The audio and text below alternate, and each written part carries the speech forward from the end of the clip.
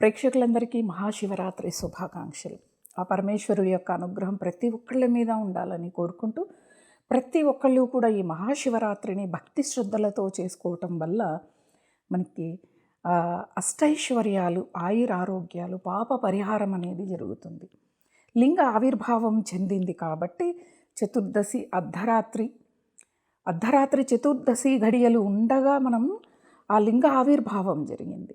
అందుకే ఎప్పుడైతే ఏ అర్ధరాత్రి అయితే చతుర్దశి గడియలు అర్ధరాత్రికి ఉంటాయో, ఈ మాఘమాసంలో కృష్ణపక్షంలో వచ్చే చతుర్దశి అర్ధరాత్రి ఏ తిథి అయితే చతుర్దశి తిథి ఉంటుందో మనం ఆ రోజు శివరాత్రిని నిర్వహించుకుంటాం.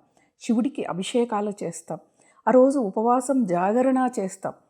కానీ అందరూ కూడా నేను చెప్పేది ఒక్కటే, శివరాత్రి ఉపవాసం చేస్తున్నాం, జాగరణ చేస్తున్నాం అంటే వీలైనంతగా మీరు ఆ రోజు బయటికి వెళ్లకుండా మౌనంగా ఉంటూ శివనామస్మరణ చేస్తూ ఇంట్లోనే ఉండండి. ఇంట్లో ఉంటే సంపూర్ణమైన ఫలితాలు, మీరు చేసే సాధనకు వచ్చే ఫలితం మొత్తం మీతోనే ఉండిపోతుంది. ఇంకా ఉద్యోగస్తులు తప్పదు, వెళ్ళాలి అనుకున్న వాళ్ళకి తప్పదు. ఇంట్లో ఉన్న వాళ్ళకి చెప్తున్నా, ఆ రోజు ఎక్కడికో వెళ్ళిపోవాలని కాదు, ఆలయాలకు వెళ్ళండి, అభిషేకాలు చేయించండి. అలాగే ఇంట్లో కూడా అభిషేకాలు నిర్వహించండి. చతుర్దశి అర్ధరాత్రి ఉన్న సమయంలో 12 గంటలకి మీ ఇంట్లో ఉన్న శివలింగానికి అభిషేకం నిర్వహించుకోండి. అలా తర్వాత తెల్లవారుజామున 3 గంటలకి, మళ్ళా తర్వాత మధ్యాహ్నం 12 గంటలకి, మళ్ళీ సాయం సంధ్యాకాలం ప్రదోషకాలంలో ఒకసారి, మళ్ళా ఒకసారి అర్ధరాత్రి జాగరణ చేస్తాం కదా.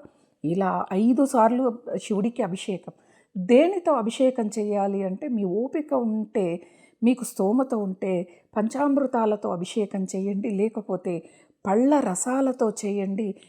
అవి కలిపి ఒక్కొక్కసారి ఒక్కొక్క దాంతో అభిషేకం చేయండి. ఫలితాలు అనేకం వస్తాయి. అన్న అభిషేకం కూడా చేస్తారు. ఈరోజు మనం అన్నం తినం, కానీ భగవంతుడికి అన్నాభిషేకం చేస్తాం. శివనామస్మరణ తప్ప వేరే మాట నోటి నుంచి రాకూడదు. శివుడి ఆలోచన తప్ప ఇంకేదీ రాకూడదు.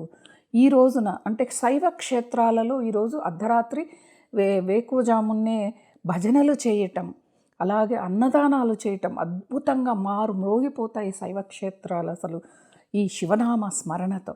ఎవరైతే ఈ శివరాత్రిని, జన్మకో శివరాత్రి అంటారు కదా, ఒక్క శివరాత్రిని ఇటువంటి నియమాలతో మీరు నిర్వహించుకున్నారు అని అంటే చాలు. ఇంకా మళ్ళా జన్మ వరకు శివరాత్రి చేయకూడదనేది కాదు, నియమంగా భక్తితో ఇటువంటి నియమాలను పాటిస్తూ చేస్తే మళ్ళా శివరాత్రికి ఉపవాసం ఉండు, లేదా అభిషేకం చేసి ఏదో ఒకటి తింటాను స్వామి చేత కాదు అన్నా కానీ శివుడు అనుగ్రహిస్తాడు.